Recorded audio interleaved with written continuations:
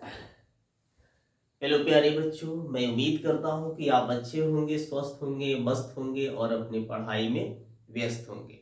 क्योंकि आपको यहाँ पे एकदम एक शानदार सीरीज स्टार्ट किए हैं और वो रिफ्लेक्शन ऑफ लाइट यानी कि प्रकाश के परिवर्तन स्टार्ट किए। और प्रकाश के परिवर्तन में आपको एकदम एक प्लेलिस्ट बना देंगे रिफ्लेक्शन ऑफ लाइट का। ये रिफ्लेक्शन ऑफ लाइट यानी कि प्रकाश का परिवर्तन का एक 4th नंबर वीडियो होने वाला है, ठीक है ना। जैसे कि कल की क्लास में आपको बताई गई थी विचलन कोण के बारे में, क्या बताई गई थी वो, और विचलन कोण के बारे में बताई गई थी, ठीक है ना।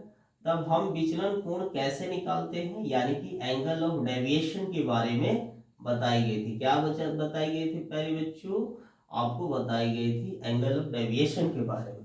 एंगल ऑफ डेविएशन में हम एकदम सिंपल से आपको डेफिनेशन दिए थे। जब हम क्या करते हैं, ये जैसे कि ये प्रकाश की किरणें आ रही थी, उसके बाद ये रिफ्लेक्ट करेगी, राइट।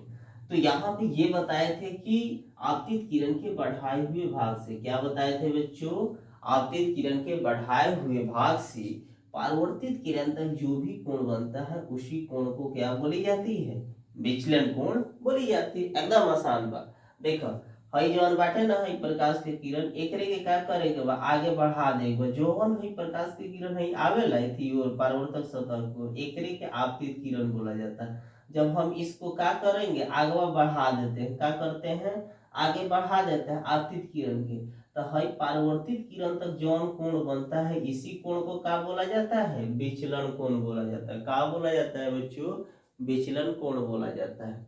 जैसे कि आपने देखा, फिर हम आपको ये बताए थे। अब और आज की क्लास में आपको पढ़ाने वाले हैं, बताने वाला हूँ इमेज के बारे में यानी कि प्रतिबिंब के बारे में। क्या बताने वाले हैं बच्चों, आप आज पढ़ाई होगा इमेज के बारे में। तो सबसे पहले हम किसके बारे में देखते हैं कि प्रतिबिंब होता क्या है। तो किसी बिंदु स्रोत से आ रही प्रकाश की किरणें, कौन बिंदु स्रोत से प्रकाश की किरणें आती है और परावर्तन या अपवर्तन के बाद जिस बिंदु पर मिलती है या मिलती हुई प्रतीत होती है, उस बिंदु को, उस वस्तु का प्रतिबिंब बोली जाती है।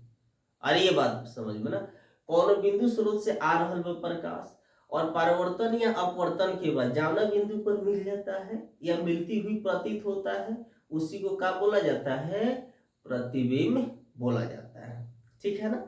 तो जैसे कि आपने बोला कि यहाँ पे जब स्पष्ट रूप से मिल जाएगा तो वास्तविक, अगर मिलती हुई प्रतीत होगा तो आभासी।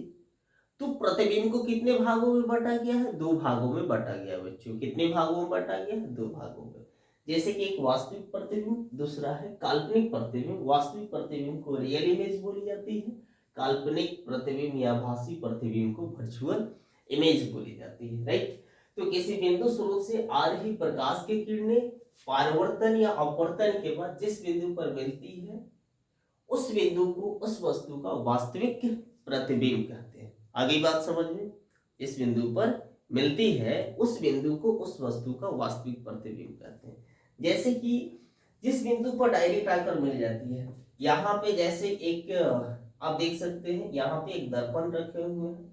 अब आपको एक और शब्द बोलिएगा, सर ये कौन सा दर्पण, अब तो इसके बारे में नहीं पढ़ा है, ठीक है हम नहीं पढ़ा है, आपको पढ़ाएंगे इसके बारे में, लेकिन आपको नेक्स्ट वीडियो में, कल की क्लास में बताई जाएगी। बड़ा इंपॉर्टेंट क्लास है एग्जाम के लिए आपके। ये जैसे कि आप यहाँ पे देख सकते हो, हम यहाँ पे एक वस्तु को रखे हैं, क्या रखे हैं बच्चों, एक वस्तु को रखे हैं। जब भी हमें प्रतिबिंब बनाना रहता है, इमेज फॉर्मेशन यानी कि प्रतिबिंब बनाने के लिए हमें दो प्रकाश की किरणों को पास करना रहता है। कितना करना रहता है, दो किरणों को, बताएंगे अगला क्लास में बताएंगे। तो यहाँ पे आपकी वस्तु है ए बी है, कहा है बच्चों, ए बी है। आपने यहाँ से प्रकाश की किरणों को भेजा, तो ये क्या करेगा, जैसे ही किसी परावर्तक सतह से टकराता है तो प्रकाश का एक एक गुण बाटे जो वापस आ जाएगा, ठीक है ना, उसी को ना परावर्तन बोलते हैं। तो ये रिफ्लेक्ट करेगा, तो रिफ्लेक्ट करने इसके बाद से यहाँ से निकल गया, ठीक है। तो एक और प्रकाश की किरणों को भेजना होगा, तो हम यहाँ से जैसे भेजते हैं तो यहाँ पे एक इमेज बनाता है, क्या बनाता है बच्चों, तो यहाँ पे एक इमेज बना देता है। अब देखिए साथ ही साथ अब इसकी इसकी कुछ हम देख लेते हैं।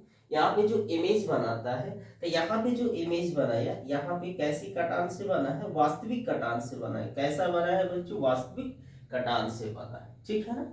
यहाँ पे किसी बिंदु स्रोत से आ रही प्रकाश की किरणें परावर्तन या अपवर्तन के बाद जिस बिंदु पर मिलती हुई प्रतीत होती है, उस बिंदु को उस वस्तु का क्या बोली जाती है, काल्पनिक प्रतिबिंब बोलते हैं।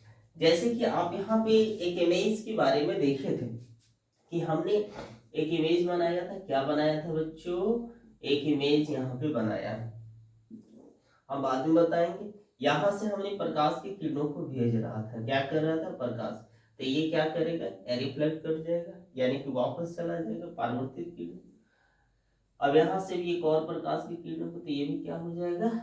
अब ये बताइए, ये कहीं ये परावर्तित किरणें कहीं मिल रही है क्या, नहीं मिल रही है, तो कहीं तो मिलता होगा ना। तो एक काम कीजिए ना, ऐसे ऐसे ऐसे ऐसे ऐसे ऐसे ऐसे डैश डैश डैश कीजिए, तो ये पता चलेगा कि यहाँ पे क्या कर रहा है। लग रहा है कि यहाँ